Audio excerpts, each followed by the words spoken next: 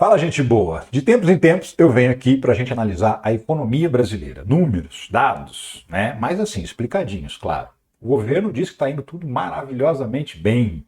A oposição diz que está indo tudo terrivelmente mal, que a dívida pública nunca foi tão grande, 9 trilhões, etc e tal. Mas vamos nessa, vamos começar analisando os números da economia brasileira. Notícia de ontem, Brasil tem quarto melhor PIB no trimestre entre o G20 e se iguala à China. Está falando do terceiro trimestre do ano, julho, agosto e setembro.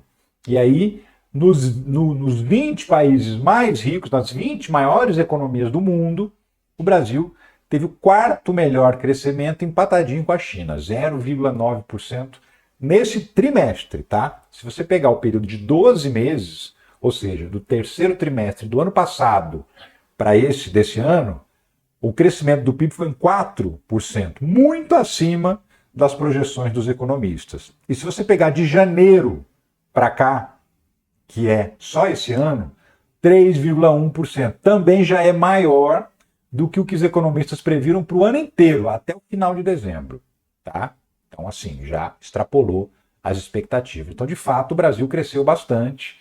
Entre os países mais ricos, foi um dos que mais cresceu no mundo, né? IBGE, em 2023, pobreza atingiu o menor nível desde 2012 no Brasil. Pobreza extrema, são pessoas que realmente têm muita dificuldade para sobreviver, para se sustentar.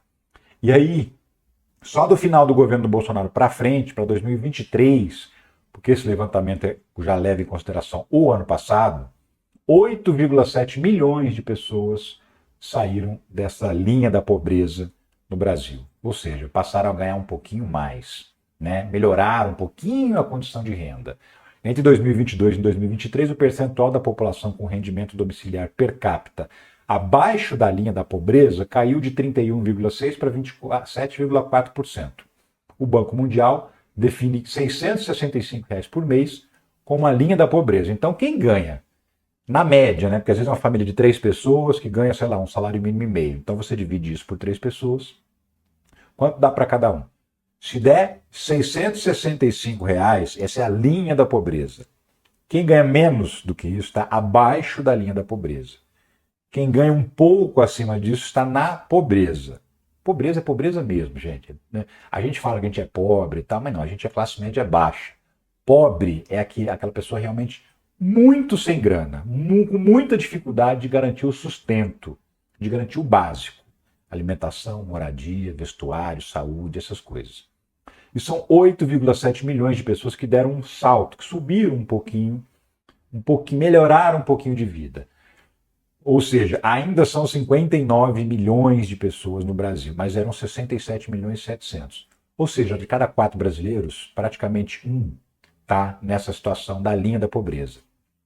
No mesmo período, o número de pessoas em extrema pobreza também teve uma queda expressiva de 3 milhões e 100 mil pessoas, caindo de 12,6 milhões para 9 milhões e meio. A extrema pobreza é gente que ganha, no máximo, até 1/4 do salário mínimo na média da renda familiar. 1/4 do salário mínimo é 300 e poucos reais. Tá? Gente que vive, que passa o mês com essa grana. Então, assim, é realmente a pobreza extrema. 3 milhões e meio de pessoas saíram da pobreza extrema nesse período. Eu tenho a impressão que isso é uma notícia boa, né? Desemprego fica em 6,2% em outubro, menor taxa em quase 13 anos. Nunca se trabalhou tanto no Brasil. Pois é, o número total de trabalhadores chega ao recorde de 103,6 milhões. São 53 milhões de empregados no setor privado, 39 com carteira assinada, 14 milhões e 400 sem carteira assinada. O número de empregados no setor público, servidores, 12,8 milhões. E a proporção de pessoas com mais de 14 anos trabalhando chegou ao maior percentual, 58,7% das pessoas com essa idade têm alguma ocupação remunerada, um menor aprendiz, alguma coisa assim, ou até mesmo tem gente que está se submetendo a trabalho com essa idade, infelizmente.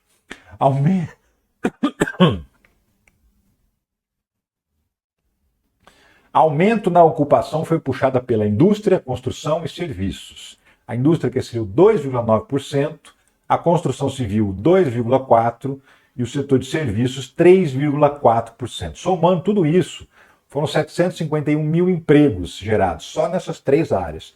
Tem aí o agro, tem aí outros setores da economia que não estão incluídos, tá? 40 milhões de pessoas na informalidade, a gente que está empreendendo, gente que não é MEI, que não é empresário, mas que está trabalhando aí, desde a pessoa que está vendendo água na rua até um Uber que nunca abriu o MEI. Toda essa galera são 40 milhões de pessoas.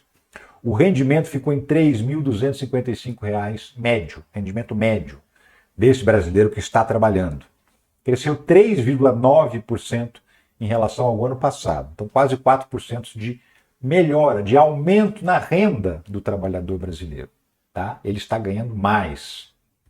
A população desalentada ficou em 3 milhões de pessoas, o menor número desde 2016. O número recuou 5,5% em um trimestre e 11,7% em comparação ao ano passado. Significa que 403 mil pessoas deixaram de ser desalentadas. O que é uma pessoa desalentada? É aquela pessoa que quer trabalhar, mas já tentou tanto e não conseguiu emprego que ela até já desistiu de procurar. Ela não sai mais de casa procurando emprego. Ela já está desalentada.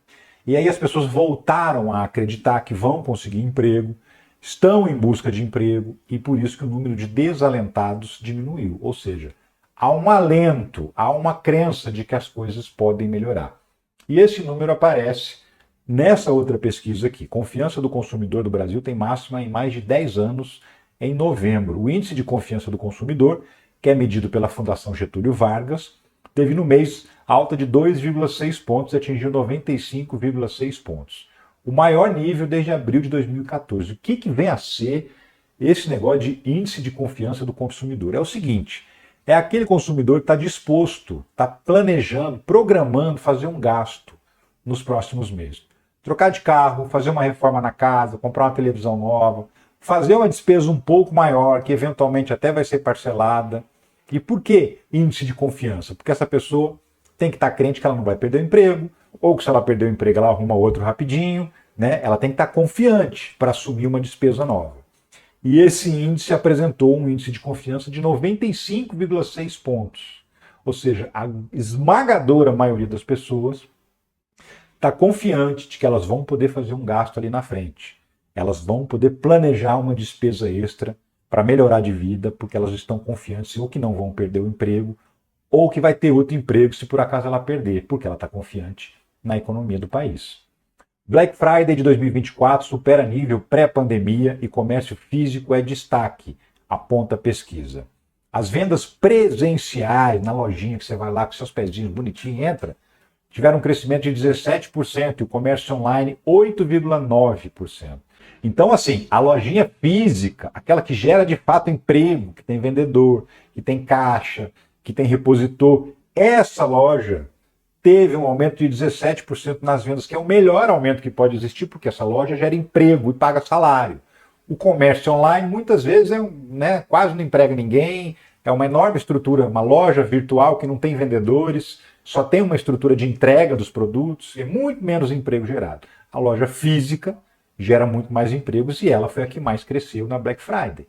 E por que cresceu tanto na Black Friday? Porque o brasileiro está com mais dinheiro no bolso, podendo sair às compras. Então, os números que a gente apresentou agora mostram que a economia do Brasil cresceu acima da expectativa, que a fome, o desemprego,